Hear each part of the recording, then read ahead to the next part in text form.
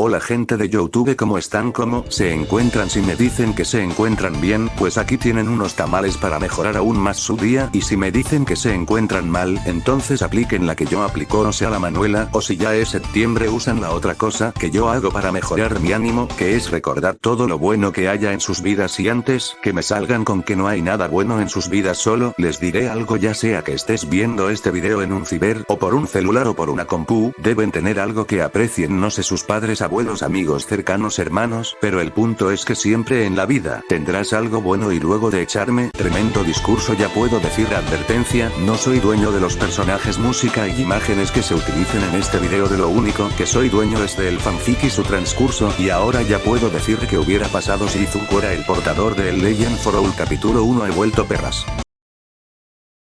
Volviendo donde nos quedamos la vez pasada, luego de que Izuku quemara vivos a los Nomus y que All for One se echara una frase de villano muy usada, Izuku desaparecería en un borrón de velocidad, y en menos de 10 segundos todo el ejército de Nomus serían reducidos a cenizas, además que los integrantes de la liga de villanos caerían al suelo inconscientes, y en el cuello de All for One una espada se encontraría, y su dueño veía a el antes mencionado con seriedad, y soltando un instinto asesino que haría que el símbolo del mal temblara del miedo, y en un desesperado intento de sobrevivir tomaría con una de sus manos el rostro de Izuku, y intentaría tomar el Kirk de Izuku, algo que evidentemente no funcionó, y All for One al ver esto trataría de escapar con un Kirk de teletransportación. Sin embargo, antes que el símbolo del man completara su acción, a All for One se le cortarían sus piernas y los brazos, y el símbolo del mal, al percatarse de esto, empezaría a gritar en agonía. El símbolo del mal intentaría de regenerar sus extremidades, pero sería tomado de la cabeza por Izuku, el cual haría que All for One lo viera a los ojos, los cuales cambiarían de unos verdes a unos rojos sangres con un tres tomores, girando con mucha velocidad, y Izuku con una voz muy grave diría lo siguiente: la muerte es muy buena para ti, así que yo mismo me encargaré que tu sufrimiento nunca termine. En eso los ojos de Izuku cambiarían al Mangekyo Sharingan de Shisui, y All for One empezaría a convulsionar, y en eso Izuku dejaría caer el cuerpo de All for One a la vez que sus ojos cambiaban de nuevo de color a su verde esmeralda, pero en eso: quédate quieto o ella sufrirá. Eso lo decía el enano mientras con una pistola apuntaba a Eri, la cual estaba muy asustada, y todos los presentes entraron en pánico porque todos estaban muy lejos de Mineta y Eri. Sin embargo, la mirada de Izuku se oscurecería, y en eso la cabeza de Mineta caería al suelo, y se vería que detrás del ahora cadáver de Mineta estaba Izuku sosteniendo a una inconsciente Eri en su brazo derecho, mientras su mirada seguía oscurecida, pero en eso diría lo siguiente: en otra ocasión te hubiera torturado, o te haría conocer al mismo demonio que All for One está viendo ahora mismo, pero gracias a ti conocí a mis maestros, y descubrí quiénes son las personas en las que en verdad puedo confiar. Además descubrí al fin quién es la mujer que en verdad amo. Luego de las palabras de Izuku, el ambiente quedaría en un silencio tenso hasta que: joven Midori, ya no era necesario matarlos. Eso lo decía el ex-héroe número 1 con una postura seria. Sin embargo, empezaría a sudar frío cuando Izuku clavó su mirada en él, y el antes mencionado diría lo siguiente: será mejor que cierres el maldito hocico, Toshinori, antes de que otro de ustedes idiotas empiece a hablar. Solo les diré una cosa, y quiero que quede muy claro: yo no pienso perdonarlos nunca. Aquellos que traicionaron a Izuku se sintieron destrozados, y cierta Asabache, haciendo oídos sordos a lo dicho por Izuku, diría lo siguiente: Izuku, por favor vuelve conmigo, sé que cometí un gran error al desconfiar de ti, pero te lo puedo comenzar. Podemos irnos de viaje a otro país, puedo conseguirte autos de lujo si lo deseas, pero por favor vuelve conmigo. Eso lo decía la Asabache mientras se arrodillaba y lloraba. Sin embargo, Izuku no cedió y su postura se mantuvo seria, pero en ese momento una castaña se acercaría con el peliverde. Estaba sollozando, y caminaba con leves tambaleos, pero cuando estuvo frente de Izuku, con una voz temblorosa diría lo siguiente: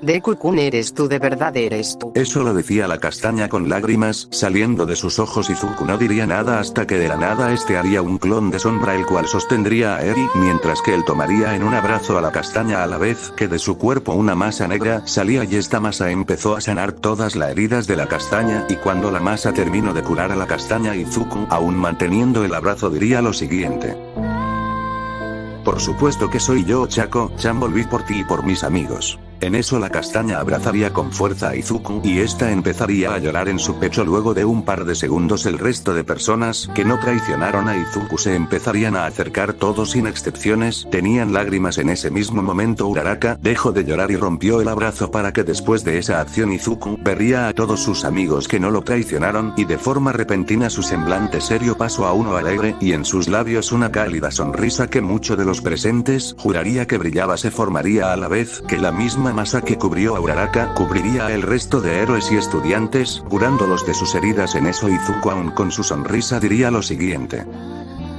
bueno, antes que todos les agradezco que hayan confiado en mí, no sé cómo pagarles. Las palabras de Izuku pondrían mini sonrisas en todas las personas que no traicionaron a Izuku, pero en eso Nerd, era obvio que tú no eras el traidor, así que no nos tienes que agradecer nada, confiamos en ti porque sabíamos que tú no eras capaz de hacer eso. Bakubro ya se nos puso sentimental. El comentario de Kirishima les sacó unas leves carcajadas a los que no traicionaron a Izuku, pero esto a su vez despertó la ira del petardo con patas, el cual empezó a gritar maldiciones hacia Kirishima, pero en eso. Por cierto, quisiera presentarles a mi sensei. Al escuchar la mención de un sensei todos prestaron atención a Izuku y del cuerpo del antes mencionado una luz de color verde saldría y esta poco a poco empezaría a tomar una forma humana y al acabar el proceso de materialización se podía ver a su humilde servidor, el cual empezó a mirar a todas las personas que no traicionaron a Izuku con una mirada analítica hasta que... y bueno, él es Hetch, mi sensei. En ese momento Hetch cambiaría su expresión de una seria a una alegre y este comenzaría a hablar. Bueno, ustedes son los amigos de mi querido discípulo. Bueno, como ya saben, yo me llamo Hetch y antes de que se lo pregunten si lo sé, mi nombre es horrible, pero que les digo, el autor de esta historia tampoco es que tenga un nombre muy bonito. Eso lo decía Hetch mientras este rompía la cuarta pared, haciendo que el autor, o sea yo mismo, se cuestione si el multiverso es real. A la vez los personajes de My Hero escuchaban la voz del ahora conocido diciendo este diálogo y todos empezarían a espantarse al creer que Hetch fuera un dios, aunque técnicamente sí lo soy. Parale, yo mismo ya les jodiste el cerebro a estos vatos. Te recuerdo que tú fuiste el que rompió la cuarta pared. Ya bueno, ya entendí, no te nos pongas de mamón, Jorge. ¿En serio me acabas de llamar por mi verdadero nombre? Pues sí, que más da, no estoy dispuesto a que me llamen Hetch en este universo. Mejor ustedes ignoren que yo y Hetch tuvimos esta conversación, o mejor les borro la mente para que no recuerden que esto pasó. Oye vato, ¿no crees que eso es un poco extremo? Pibe, acaban de descubrir que su dios es un vato no mayor a la mayoría de los adultos presentes. Además, imagínate las pendejadas que me pedirían que hiciera realidad. Bueno, ya entendí, pero antes de que les borres la memoria, puedes hacer que a Lida le caiga caca de caballo y luego lo viole un oso. Ante lo dicho por Hetch, Lida empezaría a temblar del miedo. En eso del cielo una gran cantidad de caca de caballo le caería a Lida. Para de la nada un oso aparecería detrás de Lida y este se montaría en el de antojos para el vato ser brutalmente violado. Esto horrorizó a los presentes menos a Hetch, Izuku y a los anteriores portadores del Legend for All, pero en ese momento el oso y la caca desaparecerían y en eso todos perderían la memoria menos Hetch y Izuku. A todos se les vería confundido a la vez que Lida empezaba a gritar por un dolor en el culo, pero en eso. Y bueno, tú debes ser Uraraka, la chica de la que Izuku me contó muchas maravillas, es un placer conocerte al fin. Eso lo decía Hetch mientras este aparecía delante de la castaña, la cual se encontraba sonrojada al igual que Izuku, pero en eso. ¿Qué dijo Deku-kun sobre mí? Eso lo decía la castaña tartamudeando. Hetch pondría una sonrisa oscura a la vez que este volteaba a ver a su discípulo, el cual gritaba que no le dijera nada a la castaña, pero en eso Hetch volvería a fijar su mirada en Uraraka y este diría lo siguiente. Izuku dijo que tú eras una persona maravillosa, que siempre se esfuerza por cumplir sus metas, que nunca se rinde. Romeo decía que amaba tus ojos, que tú eras una diosa caída del cielo, que este debió de fijarse en ti desde el inicio, que recorrería el mismo infierno por verte una vez más, que te bajaría la luna si se lo pidieras, que te daría todo el mochi que quisiera. Por cada palabra dicha por Hetch, la castaña se sonrojaba más y más, al igual que el peli verde de las orejas de ambos. Vapor salía, pero Hetch no se detuvo. así y dijo que él quería que tú fueras su esposa y que quería formar una familia contigo. Lo último dicho causó que la castaña se desmayara por la vergüenza. Sin embargo, antes que esta cayera, un clon de Izuku la tomaría entre sus brazos. En eso, en el lugar, una gran sed de sangre se sentirá en el lugar y Hechu, un poco temeroso, voltearía viendo a su discípulo, el cual tenía unos ojos rojos además de un aura del mismo color. Izuku se mostraba muy enojado y con una voz diabólica diría lo siguiente: comience a correr, sensei. En ese momento Hechu haría la de cualquier padre latinoamericano. Hasta la próxima.